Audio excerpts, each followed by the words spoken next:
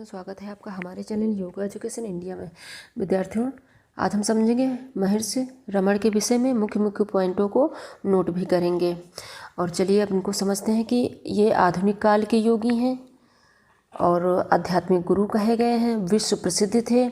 और इनका जो योग था, मैं कौन हूँ, ये क्वेश्चन था, इन्होंने आत्मविचार पर बल दिया था। ये सब नोट कर लें, ये क्वेश्चन पूछा जा सकता है। इनका जन्म 30 दिसंबर 1889 में हुआ था और इनका पूरा नाम था वेंकट रमण अय्यर। महर्षि रमण तो बाद में पड़ा जब ये आध्यात्मिक तरफ मूव हुए थे, लेकिन इनका सबसे पहले का नाम है वेंकट रमण अय्यर। अगर यह कहीं लिखा रहा तो आप समझ जाना कि रमण के विषय में ही पूछा जा रहा है। इनका जन्म स्थान तिरुचुली गांव और तमिलनाडु में था। और इनकी मृत्यु इसी वक्त नोट कर लें, 14 अप्रैल 1950 8:47 पर, यानी महाप्रयाण इनका हुआ था, या कहें मोक्ष को ये प्राप्त हुए थे। कब हुए थे? 14 अप्रैल 1950 को जन्म हुआ था, 30 दिसंबर 1889 में, यानी 79। और जब ये समाधि में लीन थे, ये पहले ही समाधि लगाए हुए थे। और ये किस पोज में थे? ये पद्मासन लगाए हुए थे। जब इनकी जो मृत्यु हुई थी तब ये पद्मासन लगाए हुए थे। और अंतिम जो इन्होंने जो वर्ड बोला था, इन्होंने ओम बोला था। इनका अंतिम वर्ड ओम था। ये पद्मासन लगाए हुए थे और इनकी मृत्यु 14 अप्रैल 1950 को 8:47 पर हुई थी। अब इनके मृत्यु का स्थान क्या था? रमण। इनका आश्रम, इनका खुद का आश्रम था ये। और इनके पिता का नाम वकील सुंदर अय्यर, और ये पिता के दूसरे नंबर की संतान थे। और 12 वर्ष की आयु में ही पिता की मृत्यु हो गई थी। इनके पिता का नाम था सुंदरम अय्यर, ठीक। और ये अपने पिता की दूसरी संतान थी। 12 वर्ष की आयु में ही इनके पिता की मृत्यु हो गई थी। तब ये प्रॉब्लम हुआ इनको, यानी कि जब पिता की मृत्यु हो गई तो ये सपरिवार अपने चाचा के घर रहने चले गए थे। और इनकी माता का नाम था अवगम्माल। इनकी माता का नाम था अवगम्माल और पिता का नाम था सुंदरम अय्यर, ठीक। उनकी कर्मभूमि थी भारत, और ये भारत की ही नागरिकता प्राप्त थी इनको। और कर्म क्षेत्र था अध्यात्म तथा समाज सेवा। इनका कर्म क्षेत्र था अध्यात्म तथा समाज सेवा। भाषा थी तमिल, लेकिन कहीं कहीं विद्यार्थियों हमें यह भी मिला है कि संस्कृत और मलयालम, यानी तमिल हो गई तेलुगु, यानी संस्कृत मलयालम और तेलुगु भाषाओं में भी इन्होंने लिखा है। तो लेकिन आप ये जो है नोट कर लें, भाषा इनकी तमिल थी। और माता जैसे कि अवगम्माल थी, पहले ही मैंने बताया। और इनकी माता की भी मृत्यु 1922 में हो गई थी। 1922 में इनकी माता की मृत्यु हो गई थी, 12 वर्ष की आयु। जब ये 12 वर्ष के थे महर्षि रमण, तो इनके पिता की मृत्यु हो गई थी। अब प्रसिद्धि के विषय में नोट कर लें, यही सब क्वेश्चन में पूछा जाएगा। ये महान ऋषि व समाज सेवक थे। ये महान ऋषि थे और समाज सेवक थे। और ये गरीबों, असहाय, मानसिक असंतुलन जो खो चुके थे, उनको आध्यात्मिक मार्ग पर लाना चाहते थे और इन्होंने सबकी मदद भी की थी। और ये प्राणिक हीलिंग के माध्यम से लोगों का इलाज किया करते थे विद्यार्थियों। और यह नोट कर लें कि जो इनका ये नाम था, यानी महर्षि रमण नाम किसने दिया था? तो संस्कृत के महान विद्वान कौन थे? वो संस्कृत के महान विद्वान गणपत शास्त्री ने उन्हें रामानंद और महर्षि के उपाधियों से विभूषित किया था। महर्षि और रामानंद की उपाधि से किसने विभूषित किया था? संस्कृत के महान विद्वान गणपत शास्त्री ने, ठीक। इनका विशेष योगदान, महर्षि ने भारत के साथ साथ, यानी इनका विशेष योगदान क्या था? तो महर्षि ने भारत के साथ साथ पश्चिम के कई देशों में अपना उजाला फैलाकर देश को गौरवान्वित किया तथा मानव जाति की बहुमूल्य सेवा की थी इन्होंने। यानी गरीब दुखियारी लोगों की, ऐसे लोगों की, असहाय लोगों की ये बहुत सेवा करते थे। और आश्रम इनका था रमण आश्रम, और कहाँ पर, तमिलनाडु में इनका आश्रम था। और ये इनका दर्शन क्या था, यह नोट कर लें, ये सब क्वेश्चन पूछा जाएगा योग के अंतर्गत। दर्शन अद्वैत वेदांत था। धर्म इनका हिंदू था। इन्होंने अद्वैतवाद पर जोर दिया था। ठीक, चलिए आगे हम समझें और अन्य जानकारी के अंतर्गत हम थोड़ा समझ लें। महर्षि रमण के संपर्क में आने पर असीम शांति का अनुभव होता था। जो दूसरे लोग इनके संपर्क में आते थे तो उनको असीम शांति प्राप्त होती थी। आज भी कई लोग यानी वहाँ जाने वाले शांत की खोज में, आज भी लोग शांत की खोज में तिरुवन्नामलई स्थित महर्षि रमण के आश्रम, कहाँ पर, अरुणाचल पहाड़ी और अरुणाचलेश्वर मंदिर में जाते हैं। किसकी खोज में, शांत की खोज में। शांत की खोज में तिरुवन्नामलई स्थित महर्षि रमण का जो आश्रम अरुणाचल पहाड़ी है पर और अरुणाचलेश्वर मंदिर में जाते हैं लोग शांत की खोज पर अब भी। और विद्यार्थियों इसी वक्त यह भी ध्यान दें कि ये परमानंद की प्राप्ति अहम को मिटाने तथा अंत साधना से होती थी। इनका कहने का तात्पर्य था कि परमानंद की प्राप्ति अहम को मिटाने, अहम मतलब अहंकार को मिटाने तथा अंत साधना से होती है। और इन्हें मौन उपदेशक भी कहा जाता था। ठीक, चलिए अब आगे से इनकी शिक्षा पर थोड़ा ध्यान दे दें, क्योंकि मन में उठता है ना कि शिक्षा के विषय में तो ज़रूर मन में उत्सुकता होती है जानने की। तो उन्हें तिरुचली के एक प्राइमरी स्कूल में दाखिला दिया गया था। बाद में दिंडुक्कल के स्कूल में भेजा गया। फिर उसके बाद मादुरै में स्कॉट मिडिल स्कूल में, उसके फिर बाद में अमेरिकन मिशन हाई स्कूल में इनको भेजा गया। ये था इनका स्कूल का क्रम। लेकिन विद्यार्थियों यह ध्यान दें कि तीव्र बुद्धि तथा तीव्र स्मरण शक्ति होने के बावजूद इनका पढ़ने में मन नहीं लगता था। इनका मल्ल युद्ध, कुश्ती जैसे खेलों में लगता था, क्योंकि ये शरीर से बहुत ही बलशाली थे। इस कारण से इनका उधर रुचि थी, पढ़ाई में इनकी बिल्कुल रुचि नहीं थी। और आगे भी यह इनके शरीर की थोड़ा सा और समझ लें, इनके विषय में, इनके जीवन के विषय में थोड़ा समझ लें। ये शरीर से बलशाली थे और वेंकटरामन स्वस्थ एवं शक्तिशाली शरीर से युक्त थे। और इनका क्या एक और था कि बहुत ही गहरी नींद सोते थे, बहुत ही गहरी नींद सोते थे, इसलिए इनका नाम मजाक के तौर में कुंभकर्ण भी पड़ा था।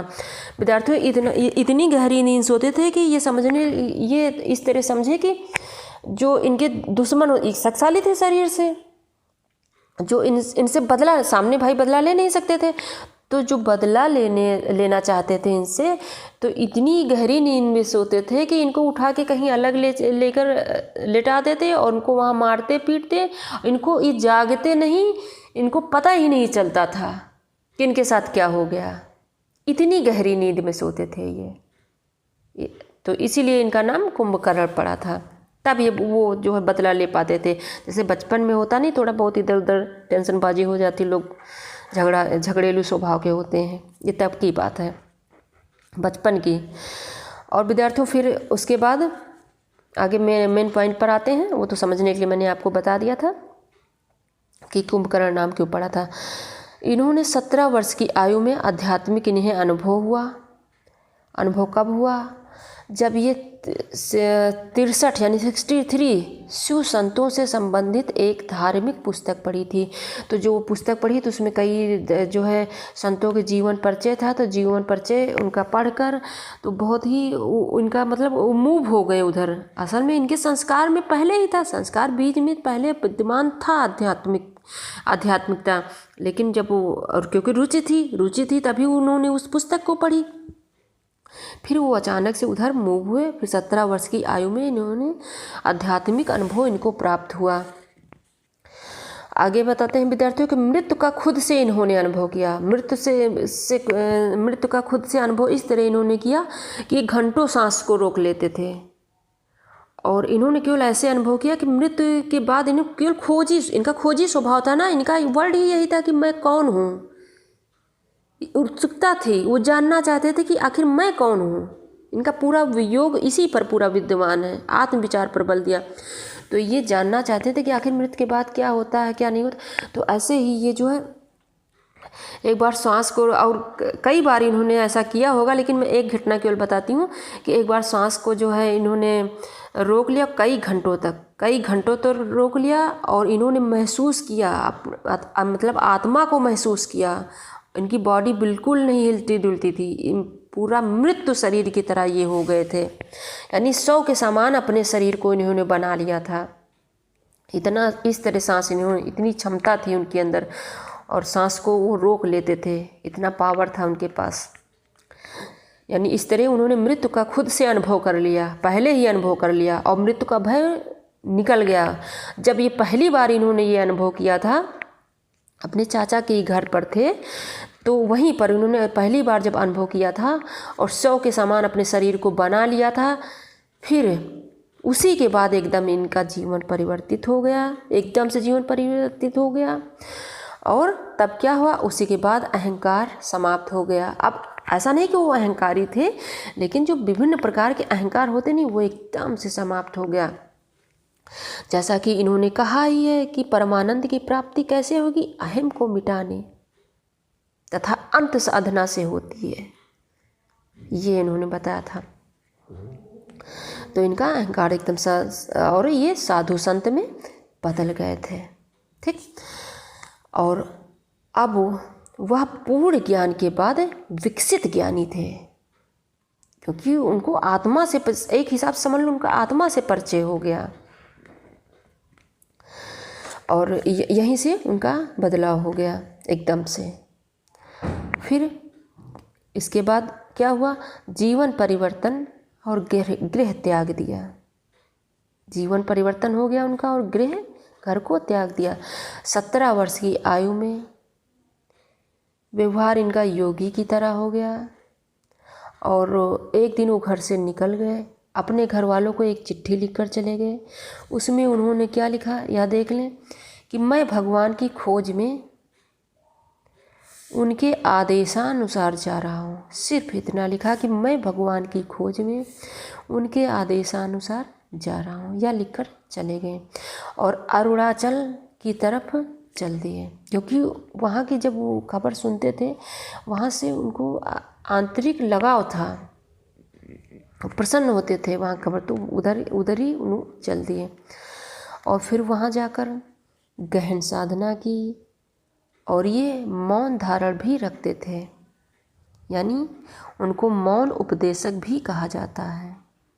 उन्होंने आनंद, चेतना, मन, आत्मसमर्पण, तीन अवस्थाएं कौन, जागृति, स्वप्न, सुषुप्ता, अनुग्रह और गुरु आत्म साक्षात्कार, हृदय परित्याग, भाग्य व स्वतंत्र इच्छा, शिक्षा, ज्ञानी आदि पर विचार मंथन किया उन्होंने, ठीक।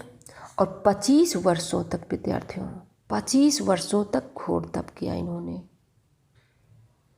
पठालिंग गुफा में जाकर।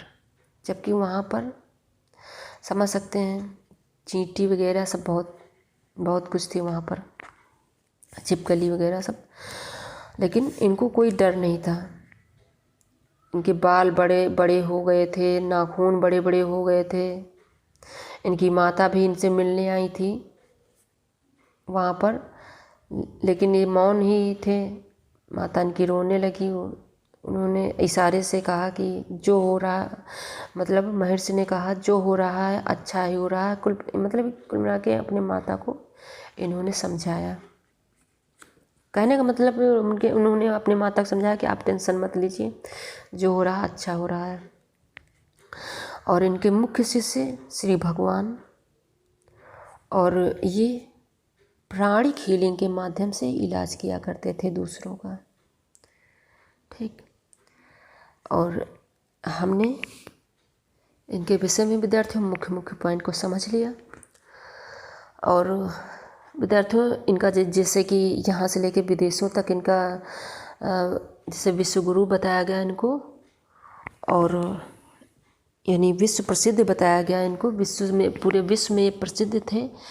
पहले तो ये गरीब ब्राह्मण परिवार से थे, अभावग्रस्त इन्होंने जीवन जिया था। लेकिन विद्यार्थियों यह ध्यान दें कि उसके बाद तो जब ये चारों तरफ प्रसिद्धि हो गए तो इनको अभाव तो रह नहीं गया, लेकिन इन्होंने अंतिम समय तक आधे वस्त्र ही पहने, जबकि सब कुछ था, आधे वस्त्र। कोई लग्जरी लाइफ इन्होंने नहीं जी। इतना बड़ा त्याग इन्होंने किया था। और ये उद्यतन काल के महान ऋषि संत कहे गए। इन्होंने आत्मविचार पर बल दिया था विद्यार्थियों। और जैसा कि मैंने बताया है कि इनका आधुनिक काल में भारत व विदेशों में पूरा प्रभाव रहा। और इन्होंने परमानंद की प्राप्ति अहम को मिटाने तथा अंत साधना से होती है, ऐसा उन्होंने बताया। और मुख्य था इनकी खोज क्या थी, ये क्या जानना चाहते थे, ये जानना चाहते कि मैं कौन हूँ। जय, यानी इन्होंने आत्म विचार पर बल दिया था। तो आशा करते हैं आपने अच्छे समझ लिया होगा। जहाँ ना कहीं समझ में आए कमेंट बॉक्स में शेयर करें, मैं आपको दोबारा समझा दूँगी। आप मुख्य मुख्य पॉइंटों को नोट कर लीजिए, इन्हीं में से क्वेश्चन बनने की संभावनाएं हैं। तो धन्यवाद विद्यार्थियों। अगर आप हमारे चैनल पर नए हैं तो सबसे पहले मेरे चैनल को सब्सक्राइब करें, बेल आइकन जरूर प्रेस करिएगा, ताकि मैं जैसे वीडियो अपलोड करूं आपके पास तुरंत नोटिफिकेशन आपको प्राप्त हो सके। खुद देखिए, दूसरों बच्चों को ज़रूर शेयर करिए। धन्यवाद।